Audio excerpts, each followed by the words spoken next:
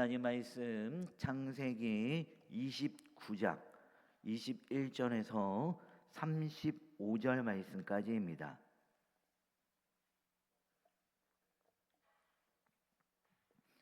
창세기 29장 21절에서 35절 말씀까지. 네, 우리 한 절씩 교독하도록 하겠습니다. 야곱이 라반에게 이르되 내 기한이 찼으니 내 아내를 내게 주소서 내가 그에게 들어가겠나이다. 저녁에 그의 딸 레아를 야곱에게로 데려가매 야곱이 그에게로 들어가니라.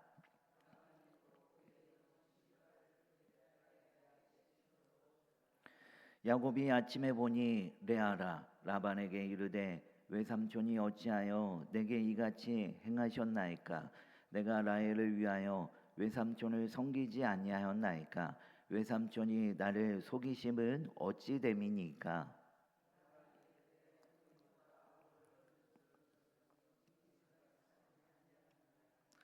이를 위하여 7일을 채우라. 우리가 그도 네게 주리니 네가 또 나를 7년 동안 섬길지니라.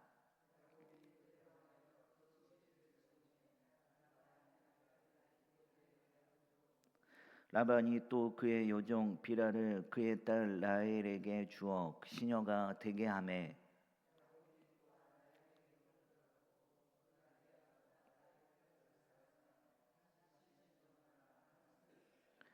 여호와께서 레아가 사랑을 받지 못함을 보시고 그의 태를 여셨으나 라헬은 자녀가 없었더라.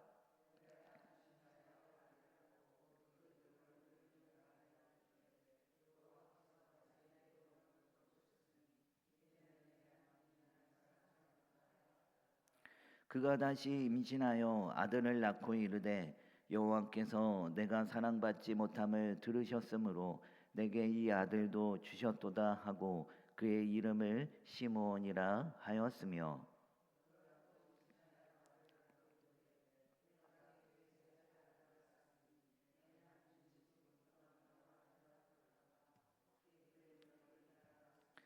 같이 있습니다. 그가 또 임신하여 아들을 낳고 이르되 내가 이제는 여호와를 찬송하리로다 하고 이로 말미암아 그가 그의 이름을 유다라 하였고 그의 출산이 멈추었더라. 아멘. 네, 어제 우리가 말씀을 살펴보았듯이 야곱은 이 라헬을 아내를 얻는 조건으로 외삼촌 라반에게 7년을 봉사합니다. 그런데 이 라헬을 너무나도 사랑한 나머지 긴 세월을 며칠처럼 지났습니다. 자, 그리고 드디어 7년이라는 기한이 다 차게 되었습니다. 그러면서 오늘 본문이 시작되는 것입니다. 21절 말씀에 야곱이 라반에게 이르되 내 기한이 찼으니 내 아내를 내게 주소서 내가 그에게 들어가겠나이다 라고 했습니다. 그렇죠. 이제 약속한 7년이 지났으니 야곱은 라반에게 라헬을 아내로 달라고 그렇게 정당히 요구를 합니다. 그러자 라반은 이 마을 사람들을 불러 잔치를 베풉니다. 당시 결혼 잔치는 보통 7일 동안 이루어졌는데요. 여기 원문에 보면 22절 말씀에 잔치했다라고 하는 이 말은 마시고 노는 것을 의미합니다. 그만큼 야곱은 지금 아주 만취한 상태다라는 사실을 강조하고 있습니다. 그리고 또한 고대 근동 결혼 관습상 결혼식 날 낮에는 신랑과 신부가 같이 있지 않았습니다. 밤중에 동침할 때 비로소 둘이 같이 지낼 수 있었습니다. 또한 신부는 얼굴뿐만 아니라 몸 전체를 베일로 가렸다고 합니다. 자, 이러한 가운데 라반이 음모를 꾸미죠. 라헬이 아닌 레아를 신부로 보냅니다. 23절에 보니까 저녁에 그의 딸 레아를 야곱에게로 데려갔다라고 했습니다. 자, 그런데 야곱은 이 사실을 언제 깨닫습니까? 25절 말씀해 보니까 야곱이 아침에 보니 레아라라고 했습니다. 아침에 눈 떠보니 라헬인 줄만 알았던 그녀가 라헬이 아니라 언니 레아였음을 그제서야 알게 되었던 것입니다. 그러니 깜빡 속은 것이죠. 그런데 이것을 보니 무엇과 여러분 상황이 비슷합니까? 야곱이 이삭을 속여 에서의 축복을 가로챈 사건과 많이 닮았습니다. 야곱은 아무것도 모른 채 레아와 동침합니다. 야곱은 모친과 공모하여 이삭에게 자신이 형이라고 속였는데 레아는 부친의 음모를 따라 야곱에게 동생인 척합니다. 눈이 어두워 야곱을 알아보지 못했던 이삭처럼 야곱도 어떠했습니까? 어두운 밤에 눈이 어두워 게다가 잔치로 인해 술에 만취가 되어 레아의 정체를 알아채지 못했습니다. 야곱이 자신을 에서라고 주장하며 끝내 진실을 갖추었던 것처럼 레아 역시 라헬이 아님을 알리지 않았습니다. 그래도 이삭은 야곱을 의심하며 여러 차례 확인했지만 야곱은 의심이나 점검할 여지도 없이 감쪽같이 속고 말았던 것입니다. 아침에 일어나 보니 라헬이 아니라 레아였다라는 사실을 깨달았을 때 여러분 이 야곱의 심정이 어떠했겠습니까? 아마도 충격이 이만저만 아니었을 것입니다. 내가 그동안 라헬을 아내로 얻기 위해 7년 동안 고생하며 이날만을 꼬박 기다렸는데 결국 감쪽같이 속았으니 외삼촌 라반에 대한 원망과 배신감은 엄청 났을 것입니다. 그래서 야곱은 라반을 곧장 찾아가 어떻게 이럴 수 있냐고 항의를 합니다. 25절 말씀해 보니까 외삼촌이 어찌하여 내게 이같이 행하셨나이까?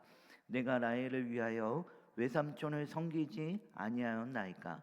외삼촌이 나를 속이심은 어찌 됨이니까? 라고 하면서 지금 야곱은 라반에게 울분을 터뜨리고 있습니다.